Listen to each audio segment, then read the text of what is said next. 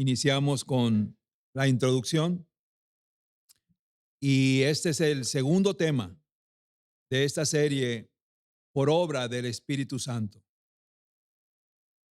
Y como les he dicho, hay muchas cosas que aprender sobre este tema acerca de la persona y la obra del Espíritu Santo. Lamentablemente hay mucha falta de información, de conocimiento o de entendimiento acerca de la obra del Espíritu Santo. Una de las razones principales es que frecuentemente nosotros mismos nos hemos formado la idea de lo que es el Espíritu Santo. Y esa idea es en base a experiencias personales. Esa idea que a veces tenemos es en base a tradiciones religiosas, dogmas de un trasfondo de donde nosotros venimos y que seguimos repitiendo, obviamente.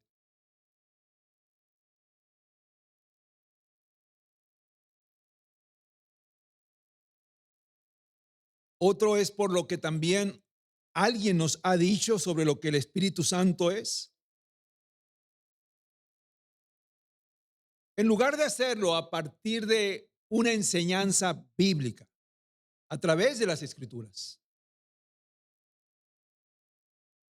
Y la verdad es que a veces se enfatiza más en las manifestaciones visibles que en la transformación interior del creyente, que esa es la verdadera obra del Espíritu Santo en nosotros. Amén. Y nos quedamos conformes con esas ideas vagas que tenemos. Es que yo lo vi así, a mí se me enseñó así, yo lo repetí así. Y esa es lo que mi concepto de lo que es el Espíritu Santo, la obra del Espíritu Santo. Cuando necesitamos enfocarnos en lo que la Escritura dice con respecto a la obra del Espíritu Santo en el creyente. Amén. Así que, bíblicamente hablando, no son nuestras emociones, no son nuestras experiencias, no son nuestras ideas, no son los dogmas que solamente estamos repitiendo. Es lo que la palabra del Señor dice. Amén. Y mira, yo quiero, antes de continuar, quisiera darte una recomendación. Quisiera darte un consejo. Yo te animo a que cuando vengamos a la casa del Señor, los domingos y los miércoles que tengamos estudio, vente con una libretita y con una pluma, un lápiz, para tomar nota, para que por lo menos anotemos las citas bíblicas y alguna palabra que de repente tú dices, esta palabra es importante. De esta cita, esta palabra, una palabra que a ti te retumbó y de lo cual el pastor habló, de ese pasaje bíblico. Para que cuando tú salgas de aquí, sigas rumiando, sigas reflexionando en el tema que se compartió hoy, de una manera más calmada, de una manera más objetiva. Yo te animo a que lo hagamos. Amén. Por lo menos anota las citas bíblicas. Cuando salgamos de aquí, reflexionamos en ella.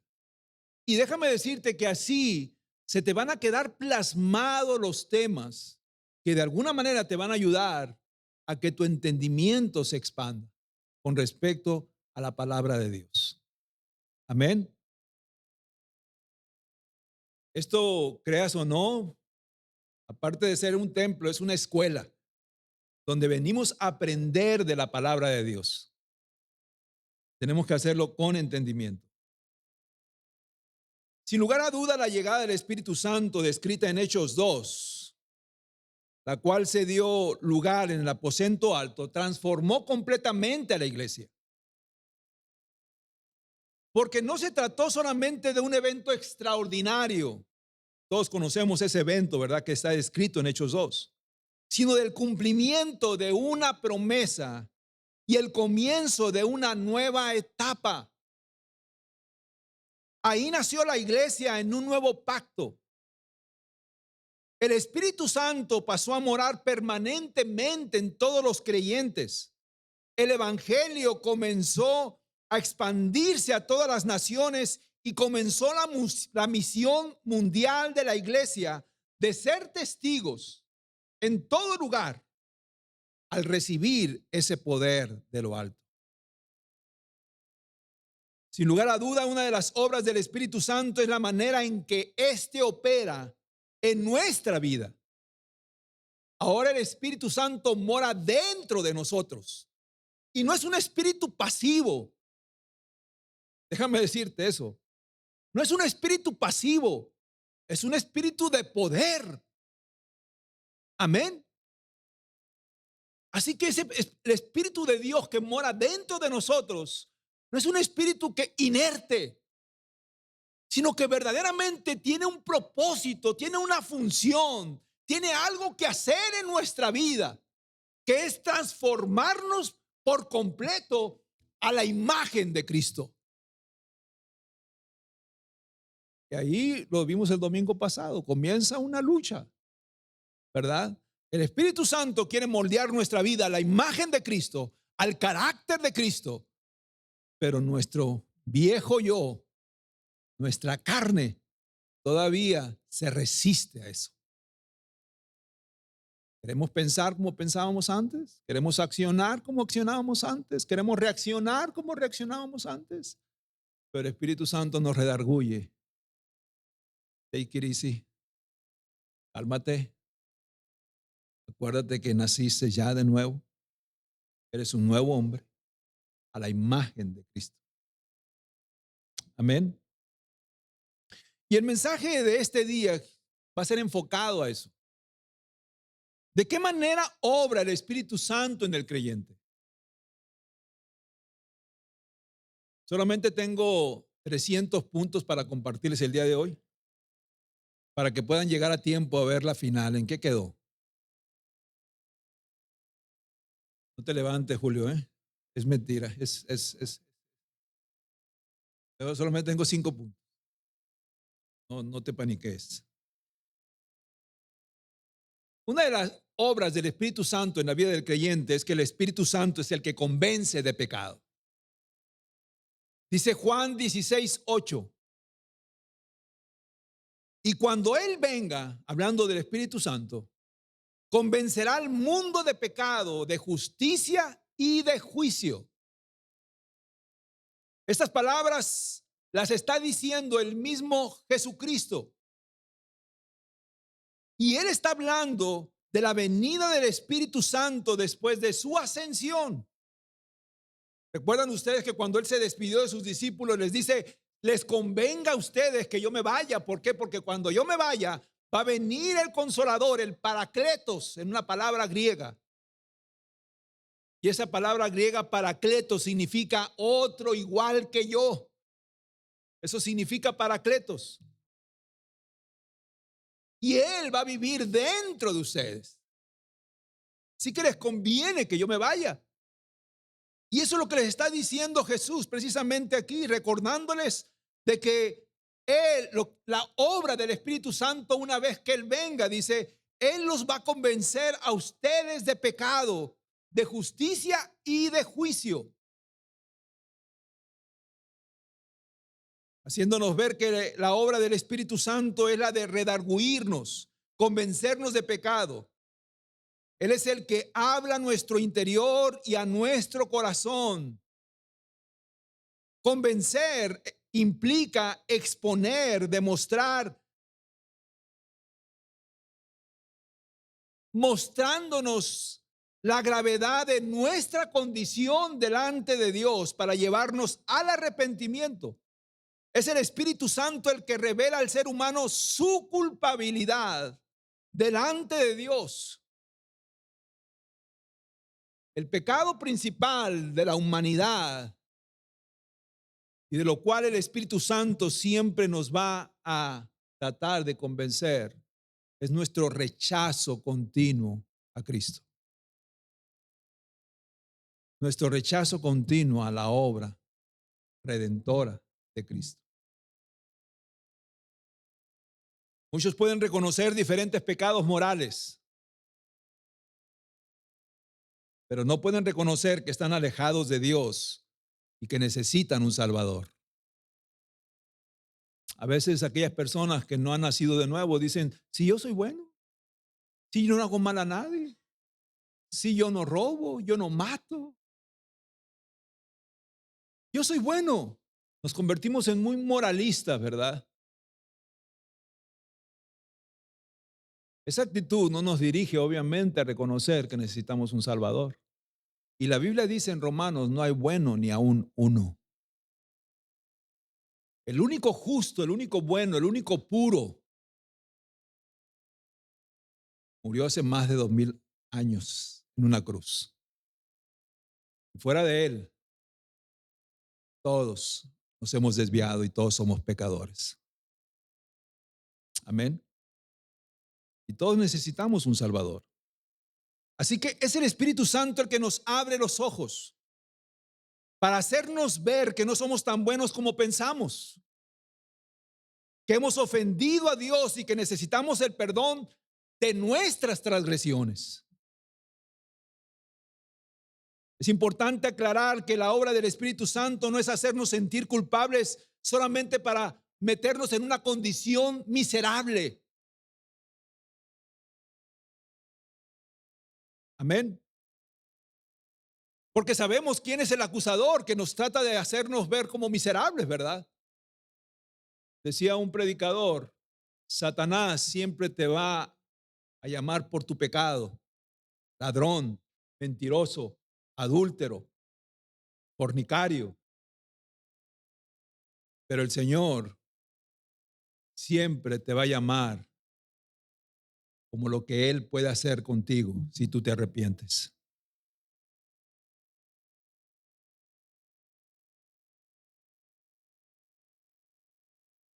El Espíritu Santo nos conduce a la verdad, pero la realidad es que no todos deseamos conocer esa verdad. Incluso dentro de una iglesia puede haber personas activas en el pecado y no sentir ningún pesar por ello. Sí, estoy pecando. ¿Y qué? Sí, estoy mal. ¿Y qué? Sé que no debo de hacer esto, sé que no debo de hablar esto, sé que no debo de ver esto, sé que no debo de ir a este lugar.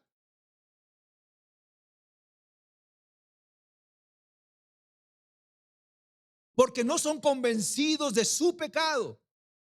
Otros pueden sentir cierto remordimiento, culpabilidad o vergüenza, pero eso tampoco nos lleva a un arrepentimiento verdadero. Tampoco nos lleva el miedo al castigo divino, porque muchos sabemos las consecuencias de juicio para los hacedores de maldad a causa del pecado. Sin embargo, aún sabiendo esas consecuencias, seguimos pecando. ¿Por qué? La palabra convencer, hablando de la obra del Espíritu Santo que convence de pecado, acuérdense que estamos hablando de ese punto. La palabra convencer tiene un significado más profundo de lo que nosotros pensamos con respecto a la obra del Espíritu Santo.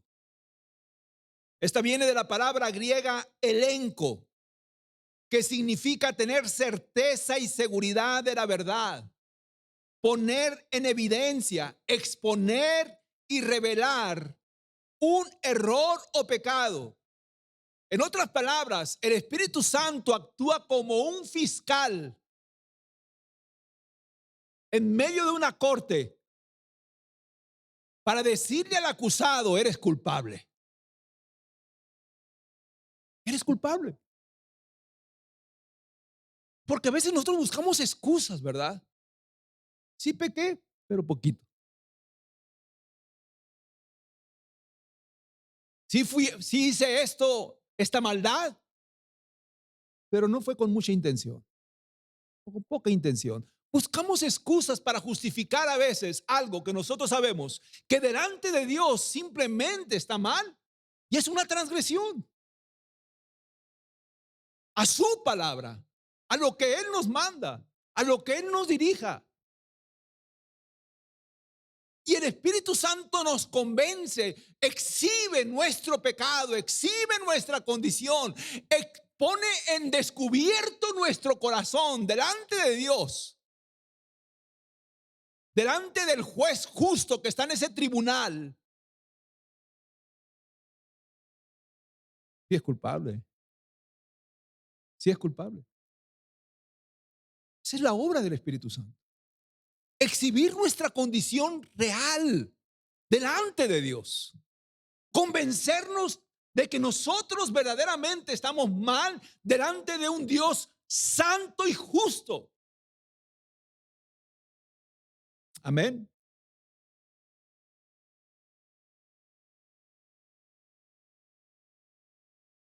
Así que, ¿cuál es el propósito del Espíritu Santo? No se trata simplemente de convencer al pecador de su pecado, sino de mostrar la realidad de su condición. Que la persona reconozca que necesita un abogado, que necesita un defensor, que necesita un salvador. Esa es la obra del Espíritu Santo. Veo mi condición, veo mi situación, ya se exhibió mi pecado, se exhibió mi corazón delante de Dios. ¿Y ahora qué necesito? Estoy perdido. Necesito un abogado. Necesito un defensor. Necesito un salvador. Y el único es Cristo Jesús. Amén. Esa es la obra del Espíritu Santo. Que al arrinconarnos a nuestra condición, nosotros no tengamos otra más que accionar o responder.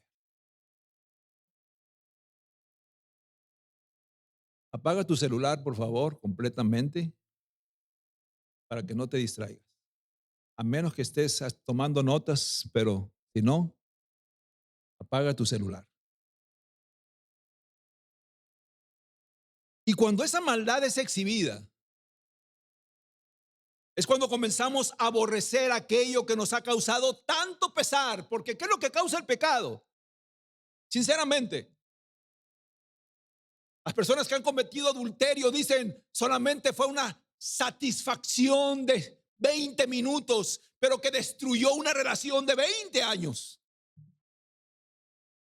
Fue un deleite carnal que duró 1 hora solamente, pero que destruyó mi vida moral y mi vida espiritual.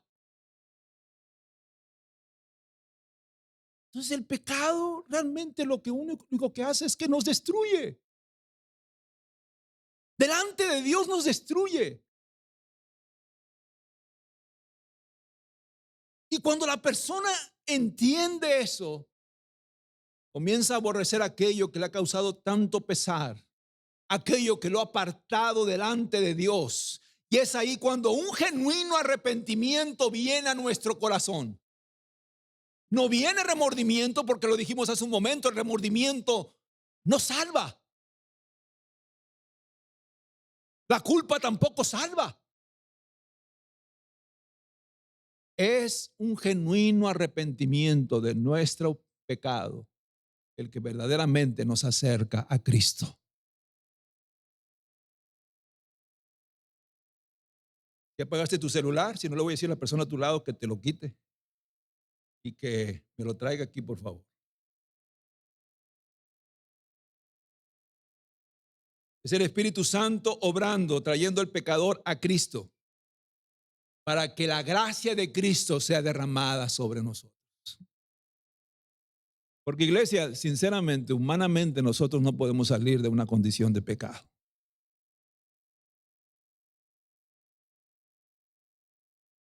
Porque la condición del hombre, dice la palabra, es de continuo hacer el mal. Y tú y yo, para salir de una condición de pecado, necesitamos de la gracia de Cristo. Por nosotros solos no podemos. Tú no te puedes levantar un día y decir, este día me levanté más bueno, más moral. Este día siento que me levanté más obediente a la palabra. Te estás engañando a ti mismo. Jesús dijo por eso, separados de mí ustedes nada pueden hacer. Me necesitan a mí y necesitan estar pegados a mí. Amén. Así que cuando nuestra culpabilidad es exhibida, comenzamos a aborrecer todo aquello que Dios aborrece. Es ahí cuando un genuino arrepentimiento comienza a operar dentro de nosotros. El Espíritu Santo no está interesado en llevarnos a experiencias místicas o extrañas, sino a llevarnos a un total rendimiento de toda nuestra vida a Cristo. ¿De qué sirve que tú, y decía el apóstol Pablo, y si no se los dejo de tarea en Corintios capítulo 12 creo, ¿de qué sirve que yo hable tantas lenguas aquí si realmente estoy viviendo una vida desordenada allá afuera? Lo que el Espíritu Santo quiere hacer es cambiar mi interior.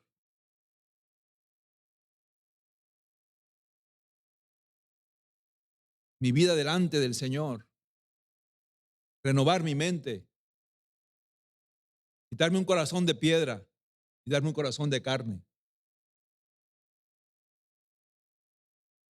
Ayudarme a permitirme que yo todos los días me entregue a un análisis clínico para que el Espíritu Santo verdaderamente examine mi corazón y que yo sea lo suficientemente humilde para reconocer que hay cosas que necesitan ser quitadas para que yo pueda seguir caminando en obediencia a Cristo.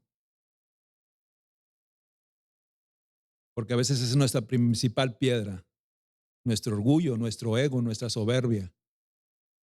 Pensamos que todo está bien. Inclusive podemos alardear de que la obra está terminada, cuando ninguno de nosotros es una obra terminada. Todavía el Señor está trabajando. Pero yo te animo, permitámosle al Señor trabajar. Permitámosle al Señor trabajar. Permitámosle al alfarero que siga moldeando este barro. Permitámosle que lo haga. Y el Espíritu Santo es el que nos está dirigiendo y decir, ¿sabes qué? Esta área no está funcionando, esta área, estás débil en esta área la necesitas fortalecer, esta área necesitas menguar. El Espíritu Santo es el que está dentro de nosotros, precisamente dirigiéndonos cómo la obra debe de seguir.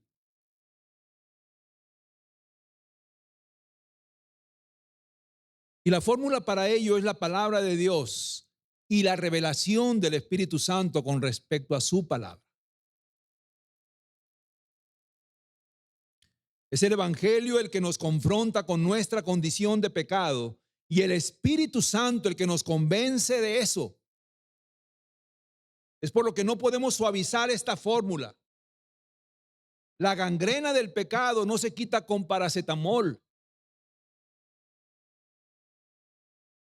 sino con el Evangelio puro de salvación. Amén. Y este Evangelio y esta palabra hay que tomárnosla, comérnosla así como es. Porque este es lo que verdaderamente nos convicciona delante de Dios. Número 2. Otra obra que el Espíritu Santo hace en nosotros es que trae regeneración al pecador. Dice Juan 3:5. Jesús respondió, en verdad te digo que el que no nace de agua y del Espíritu no puede entrar al reino de Dios. Y en Tito 3:5 dice lo siguiente, aquí hablando el apóstol Pablo. Él nos salvó no por las obras de justicia que nosotros hubiéramos hecho, sino conforme a su misericordia por medio del lavamiento de la regeneración y la renovación del Espíritu Santo. El nuevo nacimiento y la regeneración del pecador es obra del Espíritu Santo. Este versículo de Tito 3:5 nos dice de una manera muy clara que la salvación es enteramente una obra de Dios de principio a fin. El Señor nunca va a dejar la obra que Él ha iniciado en un pecador a medias, sino que por medio del Espíritu Santo la va a ir transformando día con día. La palabra regeneración significa nuevo nacimiento. Y esa es la obra mediante la cual el Espíritu Santo da vida espiritual a una persona que estaba muerta en sus pecados. Te pregunto yo, ¿un muerto puede reaccionar a un llamado? Biológicamente hablando o médicamente hablando. ¿Una persona que está muerta puede reaccionar a un llamado? ¿Verdad que no? Nosotros estamos muertos espiritualmente. Y voluntariamente tú y yo no hubiéramos respondido a ningún llamado. Tuvo que comenzar a obrar el Espíritu Santo en nosotros para que tú y yo reaccionáramos. Amén. Esa es la obra del Espíritu Santo. Esa es la participación del Espíritu Santo en nuestra salvación de principio a fin. Mira lo que dice Efesios 2, versículo del 1 al 5, precisamente reforzando esto que estamos hablando. Dice, y Él les dio vida a ustedes que estaban muertos en sus delitos y pecados, en los cuales anduvieron en otro tiempo según la corriente de este mundo, conforme al príncipe de la potestad del aire, el espíritu que ahora opera en los hijos de desobediencia. Entre ellos también todos nosotros en otro tiempo vivíamos en las pasiones de nuestra carne, satisfaciendo los deseos de la carne y de la mente, y éramos por naturaleza hijos de ira, lo mismo que los demás. Estábamos totalmente muertos, igual que muchos. No hacíamos ninguna diferencia. Pero aquí viene lo bueno. Y aquí viene la participación del Espíritu Santo y la misericordia de Dios. Dice, pero Dios, que es rico en misericordia, por causa del gran amor con que nos amó, aun cuando estábamos muertos en nuestros delitos, nos dio vida juntamente con Cristo. Por gracia, ustedes han sido salvados. Dale un fuerte aplauso al Señor.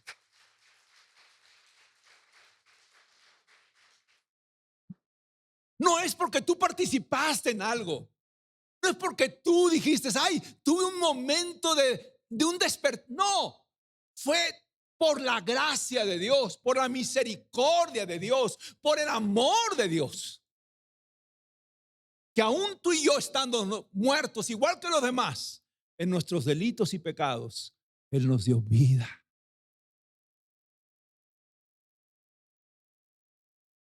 Contrario a otras corrientes del sinergismo en la salvación, nosotros creemos que el creyente no tiene ninguna participación en la obra salvífica.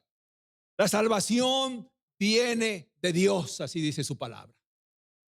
La salvación viene de Dios. El pasaje de Juan 3:5 que leímos son palabras que Jesús se las está diciendo a un hombre llamado Nicodemo, que era muy estudiado y activo en la ley, pero el Señor le dice, Nicodemo, todo el conocimiento que tú tienes y todas las obras que has hecho para cumplir la ley, de nada va a servirte si no naces de nuevo. Porque es necesario nacer de nuevo.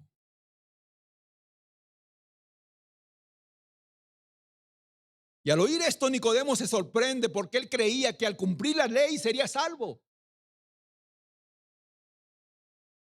En su mente estaba solamente el riguroso cumplimiento de la ley, pero Jesús le dice, es necesario nacer de nuevo, es necesario ser convencido de ello, es necesario ser regenerado y transformado por el poder del Espíritu Santo, Nicodemo.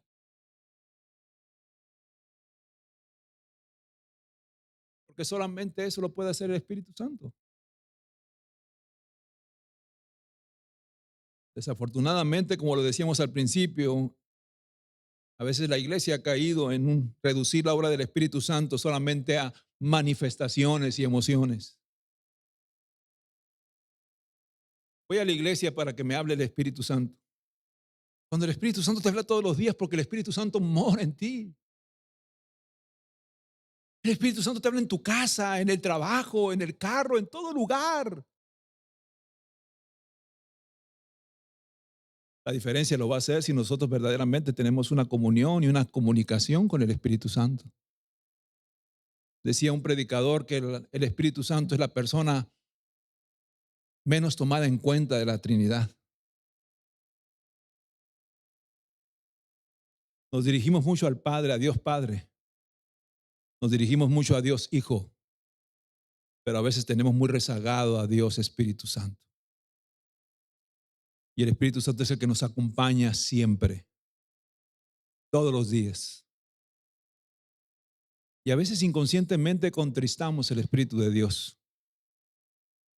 Porque aun cuando Él es nuestro coach para redarguirnos, para dirigirnos, para darnos claridad en muchas decisiones que tomamos, en muchas reacciones que tenemos, preferimos ignorarlo.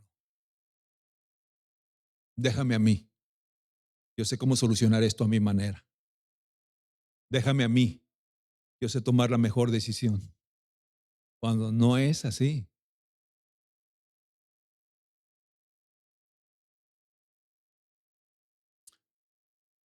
Ustedes quizás preguntarán, ¿usted no cree, pastor, que el Espíritu Santo nos puede hacer sentir un inmenso gozo? Claro que sí. El Espíritu Santo nos puede hacer sentir un inmenso gozo. Porque el gozo es una virtud del Espíritu Santo. Es un fruto del Espíritu Santo. Un gozo verdadero. No una alegría efímera que te lo puede dar quizás un boletito de lotería que te dieron $2 millones. Ya me cayó la baba. Que te lo puede dar quizás tu esposa cuando te invita a cenar y organiza un date romántico. Y mi esposa ya me lo debe, por cierto. Que te lo puede dar quizás tu hijo que te llegó con buenas calificaciones. Pero que al otro día otra vez estás cargado de muchas aflicciones y de muchas tribulaciones. Y todas esas alegrías ya pasaron a la historia. Pero el gozo del Señor es nuestra fortaleza y el gozo del Señor se mantiene a pesar de las circunstancias que nosotros pasamos.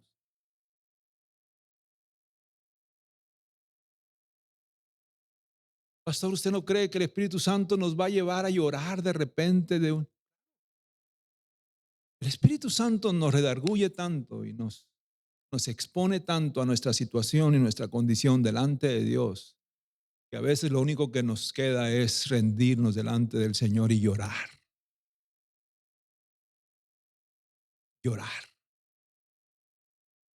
Y decirle al Señor, tú sabes, Señor, lo que yo necesito. Mi alma, Señor, está sedienta. Mi alma está sedienta. Me siento seco, me siento vacío. Y solamente tú puedes cambiar mi situación, Señor. Así que el Espíritu Santo nos puede llevar a todo eso. Pero eso no es lo más relevante en la vida del creyente comparado a lo que verdaderamente el Espíritu Santo hace en el creyente. Hay gente que vive buscando solamente esas experiencias, pero no deja que el Espíritu Santo lo dirija. Y yo no digo que no podamos tener experiencias con Él, como lo dije hace un momento, pero Él desea darnos sus frutos. Que en medio de la tormenta podamos sentir paz. Que en medio de la aflicción nuestro gozo no se extinga. Que cuando las pruebas vengan, el dominio propio nos mantenga firmes y sin pecar. Que cuando parezca que en esta carrera de la fe hay muchos obstáculos y desafíos, sea el Espíritu Santo el que nos anime a continuar, a perseverar y no desmayar para no rendirnos. Tal como lo dice Hebreos 10:23, mantengámonos firmes sin titubear en la esperanza que profesamos, porque podemos confiar que Dios es fiel para cumplir lo que Él ha prometido.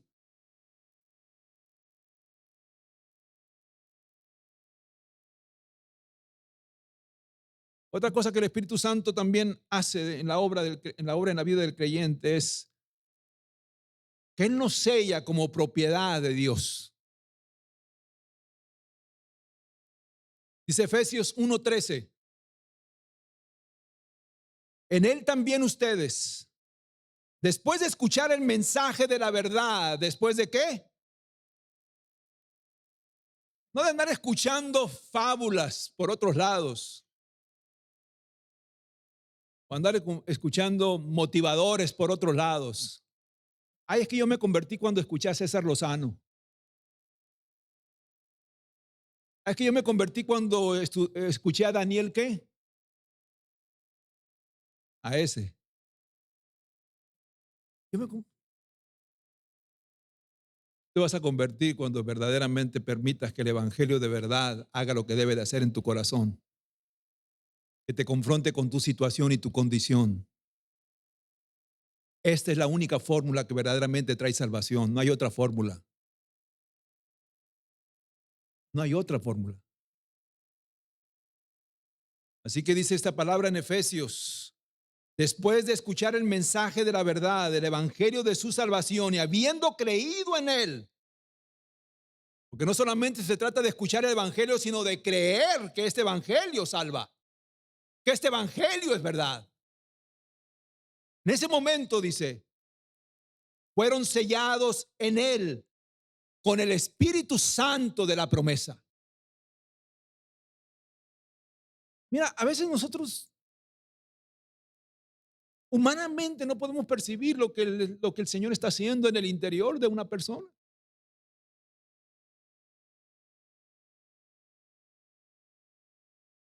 Es el individuo, solamente el individuo, que verdaderamente sabe lo que el Espíritu Santo está derrumbando en su corazón. Esos muros que se han levantado en contra de la verdad de Cristo. Esas fortalezas y argumentos personales que de repente no nos permiten reconocer la verdad de Cristo. Y todo eso que está haciendo el Espíritu Santo en el interior de un individuo solamente está entre el individuo y Dios.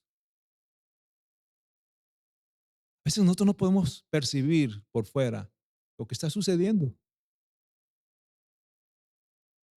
Pero esta palabra es viva y eficaz. Es una espada de dos filos que penetra en el corazón,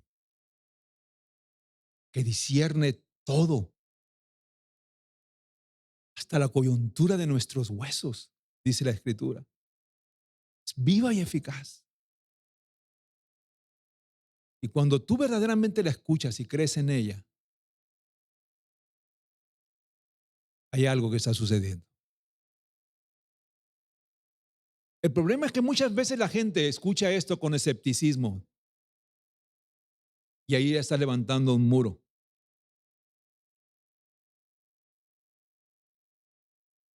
La pregunta de muchos creyentes es esta: ¿cuándo recibo yo el Espíritu Santo?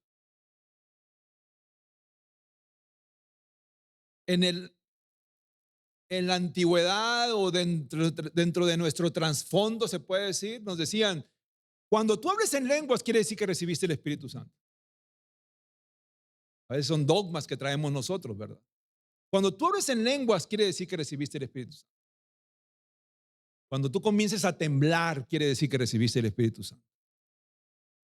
Mire, yo no estoy diciendo que no hables en lenguas. Y si quieres temblar, tiembla, no pasa nada. Pero bíblicamente hay una evidencia que nosotros tenemos el Espíritu Santo. Dice Romanos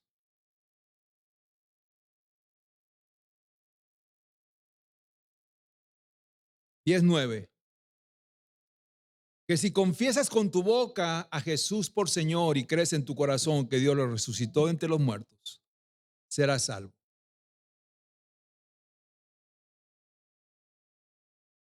El Espíritu Santo llega a morar en nosotros una vez que hemos escuchado el mensaje de salvación y hemos creído en él. El Espíritu Santo no llega meses o años después para confirmarte que eres salvo. Si verdaderamente has tenido un genuino arrepentimiento, si verdaderamente tú has creído en fe de que Jesucristo es el Hijo de Dios y que es el único camino que tú y yo tenemos para salvación,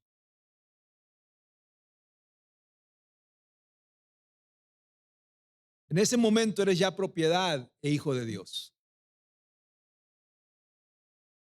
Hay quienes después de haber confesado y creído genuinamente aún dudan con respecto a si el Espíritu Santo mora en ellos. Dice Romanos 8:16 que el Espíritu mismo da testimonio a nuestro espíritu que somos hijos de Dios.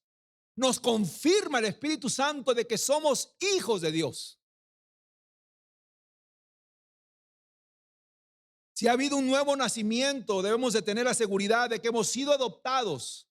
Ahora el versículo 14 de ese mismo capítulo 8 de Romanos nos deja claro la evidencia de que somos hijos de Dios y de que el Espíritu Santo mora en nosotros. Mira lo que dice Romanos 8:14.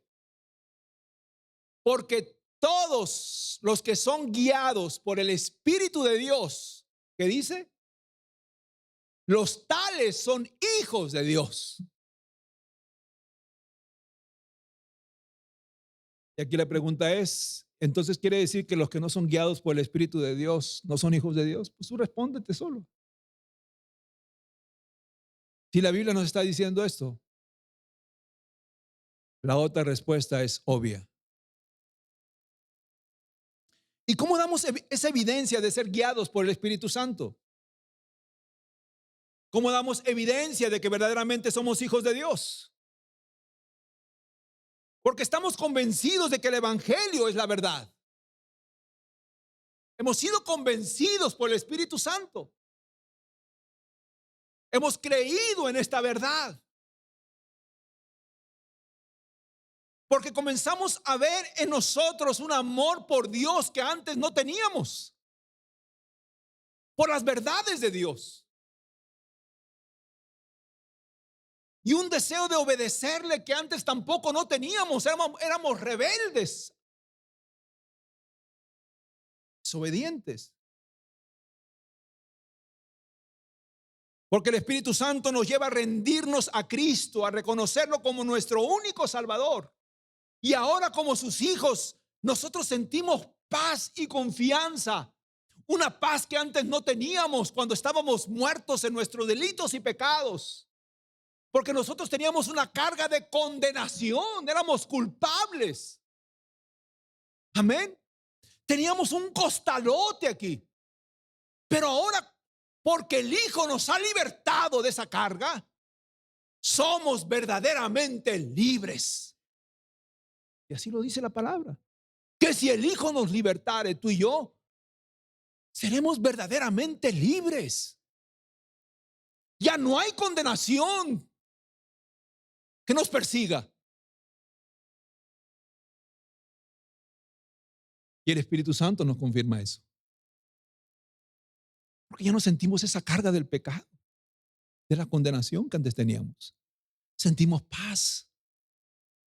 Nos sentimos livianos. Y vivimos en una esperanza verdadera de que somos sus hijos.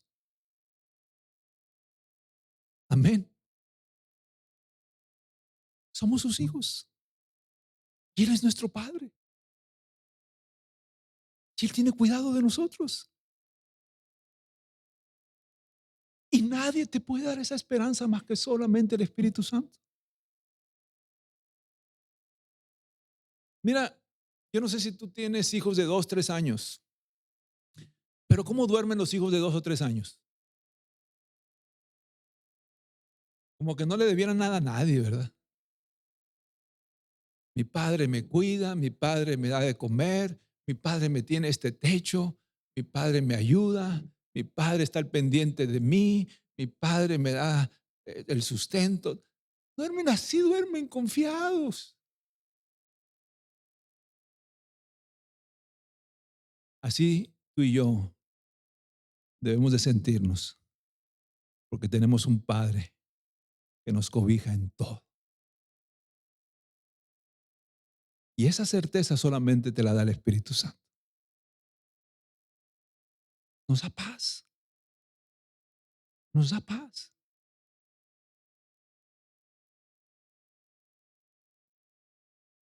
Ahora también puede haber una confusión con respecto a tener el Espíritu Santo y ser llenos del Espíritu Santo. Todos los hijos hemos sido sellados, como lo leímos, y tenemos el Espíritu Santo, pero no todos estamos llenos del Espíritu Santo.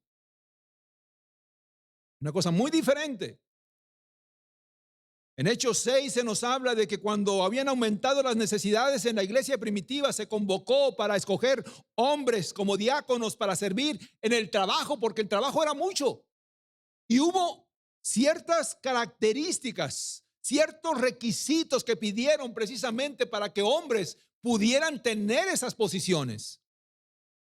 Mira, posiciones de limpiar mesas y de acomodar sillas. Era lo que iban a hacer nada más. Porque decían que estaban descuidando a las viudas y a los pobres. Y dijeron, ustedes andan tan ocupados predicando acá y todo eso. Y comenzaron a murmurar, ¿verdad? Los que criticaban a la iglesia. ¿Hay alguno que critique a la iglesia? No, ¿verdad? Bueno, en ese tiempo sí había. Empezaron a criticar a la iglesia. Miran, hacen muchas actividades, pero están descuidando a las viudas. Están descuidando a los niños, a los pobres, a las familias necesitadas. Entonces escucharon los que predicaban la palabra y dijeron, ¿saben qué? Necesitamos manos. Nosotros vamos a seguir ubicados, enfocados en la predicación de la palabra, en las enseñanzas de las escrituras, pero necesitamos a alguien que esté atendiendo a las viudas, a los pobres. Y hubo requisitos que dijeron que sean llenos, pero dijo que personas primeramente con buen testimonio,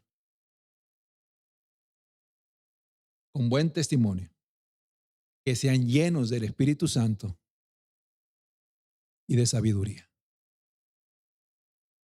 Ahí nomás. ¿Había personas que estaban selladas como creyentes por el Espíritu Santo? Sí, pero se necesitaba algo más para servir con pasión en la obra del Señor. Se necesitaba algo más para reflejar que verdaderamente eran piedras vivas, apasionados, para que la obra del Señor siguiera adelante. Buen testimonio, llenos del Espíritu Santo y también con un espíritu de sabiduría.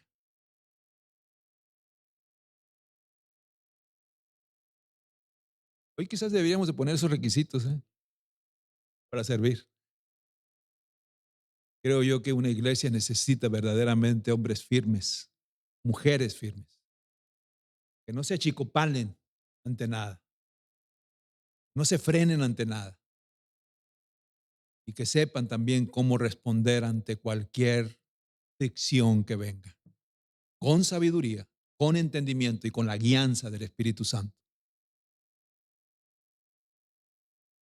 Porque el Espíritu Santo va a operar en nuestras vidas dependiendo de muchos factores, dependiendo de una vida de oración, dependiendo de una búsqueda constante, de una comunión íntima con el Señor, de la reflexión y la meditación de la palabra de Dios, de un deseo de volvernos a Dios todos los días para llenarnos de todo lo espiritual y hacer a un lado todo lo que me estorbe para que el Espíritu Santo obre en mí. Cuando verdaderamente eso sucede, entonces yo voy a poder decir lo que dice el salmista David, que mi copa esté rebosando, Señor. Que no esté a medias. Yo necesito la llenura del Espíritu Santo. Pero la verdad es que a veces nos conformamos simplemente con un vaso medio vacío. Y toda esa búsqueda de buscar esa llenura del Espíritu Santo, déjame decirte, iglesia, que se va a notar. Porque no es obra humana, es obra del Espíritu Santo. Y como lo dije hace un momento, el Espíritu Santo no es algo inerte, no es algo pasivo dentro de nosotros. Cuando verdaderamente nosotros le buscamos de que Él nos llene y que Él haga la obra dentro de nosotros, eso se va a notar porque es un espíritu de poder. Es un espíritu vivo, espíritu de vida. Se va a notar. Se va a notar en el carácter de una persona cuando está llena del Espíritu Santo. pero también se va a notar cuando es su carne la que verdaderamente está gobernando la verdad. Se nota. Se va a notar cuando es el Espíritu Santo trae esa madurez espiritual que necesitamos. Porque el Espíritu Santo trae sabiduría espiritual también. Trae discernimiento, es evidente en la manera de reaccionar ante las circunstancias y conflictos de la vida. Tú te puedes dar cuenta cuando una persona camina y vive en el Espíritu. Incluso en el desarrollo de un ministerio, al compartir la palabra, si solamente hay conocimiento y experiencia, sin la llenura del Espíritu Santo, eso solamente se puede convertir en una elocuencia hueca.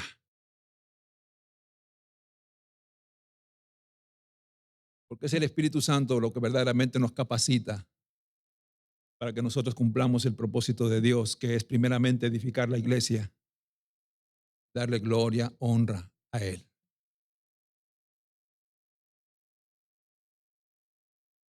Yo creo que voy a terminar con este cuarto punto porque me acaban de llamar que ya van a develar la estatua de Messi. El Espíritu Santo también es la garantía de nuestra redención. Dice Efesios 1:14, el Espíritu es la garantía que tenemos de parte de Dios, de que nos dará la herencia que nos prometió y de que nos ha comprado para que seamos su pueblo. Dios hizo todo esto para que nosotros le diéramos gloria y alabanza. El Espíritu es dado al creyente como garantía de su herencia. Quiere decir esto, que es dado como anticipo, como un down payment a algo mayor que tú y yo recibiremos en gloria. Un anticipo nada más. ¿Qué herencia? Una herencia espiritual, una gloria futura del reino de los cielos, de nuestra eternidad con el Señor. ¿Y cómo sé que soy salvo y soy heredero de esas promesas? Es porque tengo el Espíritu Santo y el Espíritu Santo es esa garantía de que yo voy a recibir esa herencia. Ahora el problema es que muchos podemos caer en la confusión de pensar que el hecho de estar en un templo, en una iglesia, en una comunidad de fe, eso ya me hace merecedor de esa herencia. Y la verdad es que esa herencia es para todos aquellos que son sus hijos. Amén. ¿Y cómo sé que soy su hijo? Ya lo dijimos anteriormente. Si no estás anotando, anota. No te van a anotar un gol. Romanos 8:17 dice, y si somos hijos, somos también herederos, herederos de Dios y coherederos con Cristo, si en verdad padecemos con Él, a fin de que también seamos glorificados con Él. Puede haber personas que duren años asistiendo a una iglesia y no haber tomado la decisión de comprometerse con Dios y hacer una decisión de cambio de vida que solamente es por el evangelio de salvación. El hecho de estar en un lugar llamado iglesia y rodearnos de cristianos y aprender a hablar como cualquier creyente, incluso aprender las alabanzas que aquí se cantan, no nos hace un verdadero discípulo de Jesús.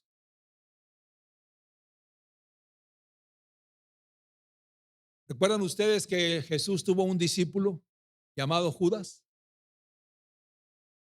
Él anduvo con Jesús, escuchó las enseñanzas de Jesús, vio las prácticas de Jesús, pero nunca fue un discípulo de Jesús verdadero. Amén.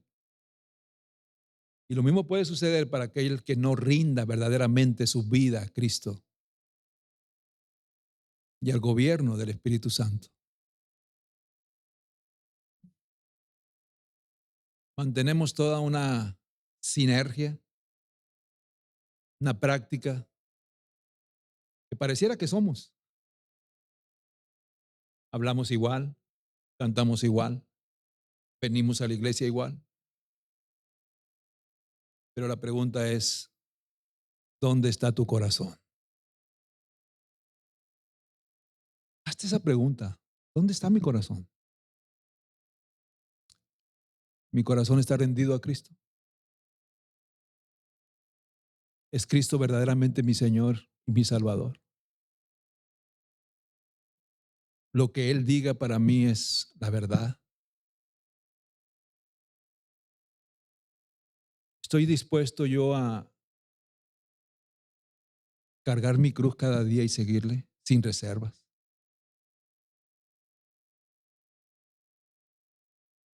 Esa es la pregunta que tenemos que a veces respondernos nosotros mismos. Es en el Evangelio donde está la fórmula de nuestra redención, de reconocer que somos pecadores y por lo tanto estamos excluidos de la gloria de Dios, pero que si yo reconozco en fe que Jesucristo es el Hijo de Dios y que solamente por su sacrificio en la cruz mis pecados son perdonados, entonces seré justificado por la gracia. Y esa decisión va acompañado de obras, señales que dan evidencia de un verdadero arrepentimiento, de un nuevo nacimiento. La mayor evidencia no es aprender a hacer una vida de creyentes entre estas cuatro paredes, porque hay quienes aquí adentro podemos dar una buena apariencia, como lo dijimos hace un momento, pero allá afuera olvidarnos de que somos la iglesia, de que hemos sido redimidos por la gracia de Cristo. El creyente con el Espíritu Santo da testimonio de que es propiedad de Dios, de que ha sido sellado por el Espíritu Santo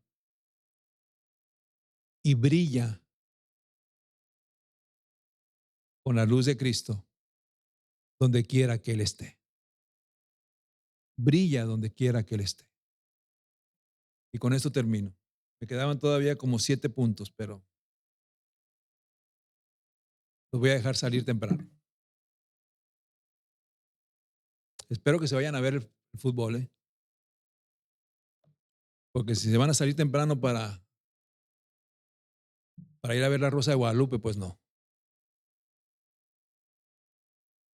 Estamos perdidos. Vamos a orar. ¿Estamos aprendiendo palabra? Hay un espíritu de estupor que dice la Biblia. ¿Sabes tú cuál es el espíritu de estupor? ¿Cuál es? El espíritu de sueño. Que de repente comienza a darte sueño cuando comienzas a escuchar la Biblia. Hay gente que usa la Biblia como somnífero, ¿eh? No puedo dormir, voy a cerrar la Biblia para que me dé sueño.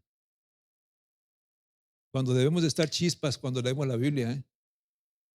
Debemos estar bien despiertos, para poder comernos la completa, devorarla, ser alimentados por ella.